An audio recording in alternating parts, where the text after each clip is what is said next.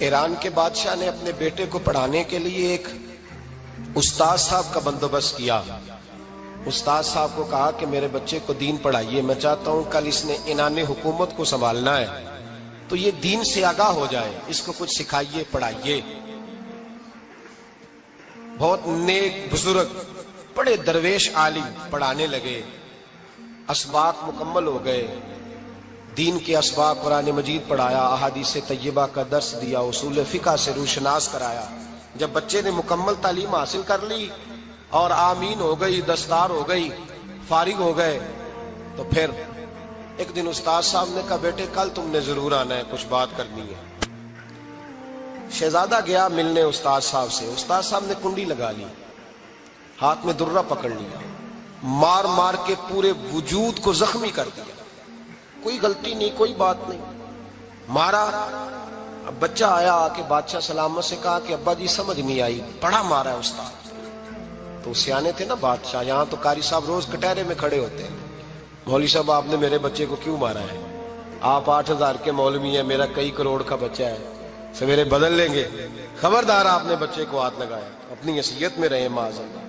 جو قومیں استادوں کو کٹہروں میں کھڑا کرتی ہیں وہ ترقی نہیں کر پاتی، جو استادوں کو کٹہروں میں روز کھڑا کرتے ہیں۔ کہا ابا جی بڑا مارا ہے، تو والد بڑے سمجھدار تھے، کہنے لگے بیٹا استاد باپ ہوتا ہے، وہ زیادتی نہیں کرتا، کوئی بات ہوگی میں تیرے استاد کو کٹہرے میں نہیں بلاؤں گا۔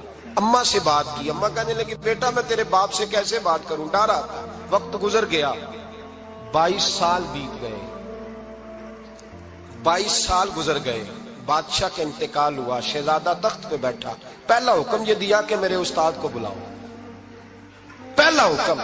استاد جی بوڑھے ہو گئے تھے، چھڑی کے اوپر ٹیک لگا کے آئے اور بھویں سفید ہو کے جھک گئی تھیں، یوں آنکھ کھول کے بڑی مشکل سے دیکھا، کہنے لگے شہزادے حکم ہو۔ کب میں شہزادہ نہیں، اب میں بادشاہ بن گیا ہوں۔ استاد جی 22 سال بیت گئے، آپ نے مارا تھا، پر وہ درد چونکہ زیادتی کی تھی، میرا قصور کوئی نہیں تھا، تو نہ میری روح سے درد گیا ہے نہ میرے جسم سے گیا ہے، میں بے اختیار تھا، پوچھ نہیں سکتا تھا، آج با اختیار ہوا ہوں۔ سب سے پہلے پہلا حکم آپ کو دیا، بلایا ہے، بتائے کیوں مارا تھا، کیوں مجھے مارا تھا، میری زیادتی بتائے۔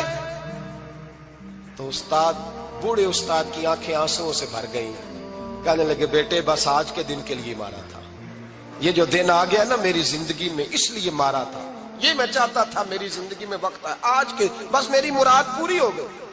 کہا صاحب کس لیے، مجھے بھی سمجھائے۔ آپ فرمانے لگے کتنی دیر ہو گئی تجھے مار کھائے ہوئے، کتنا زمانہ بیت گیا؟ کہنے لگا 22 سال۔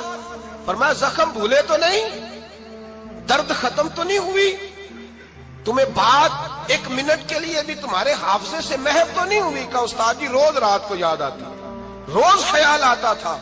استاد کہنے لگے بھائی تو بے اختیار تھا، پوچھ نہیں سکا، 22 سال تجھے یاد رہا، مجھے پتا تھا تو ایک دن حکمران بنے گا، میں نے تجھے اس لیے مارا تھا کہ بیٹے یاد رکھنا، کسی پہ ظلم نہ کرنا، اگر تجھے 22 سال تک یاد رہا ہے تو جس پر تو ظلم کرے گا اسے بھی قیامت تک یاد رہے گا، اور یہ یاد رکھنا تو آج با اختیار ہوا تو تو نے مجھے بلا لیا ہے، قیامت کے دن غریب با اختیار ہو جائیں گے، مظلوم با اختیار ہو جائیں گے، وہ با اختیار ہو گے للہ الواحد القہار، رب کریم کی بارگاہ کے اندر ان کا اختیار ہوگا، اکیلے اللہ کی حکمرانی ہوگی، پھر وہ بلائیں گے بڑے بڑے کج کلہ، دنیا میں جن کی پگڑیاں اونچی تھی وہ سر جھکائے کھڑے ہوں گے، دنیا میں جو ڈکٹیٹر بنتے تھے ان کی پشتیں لال ہوں گی، ان کو غدار لکھا جائے گا، قیامت تک نہیں بھولے گا۔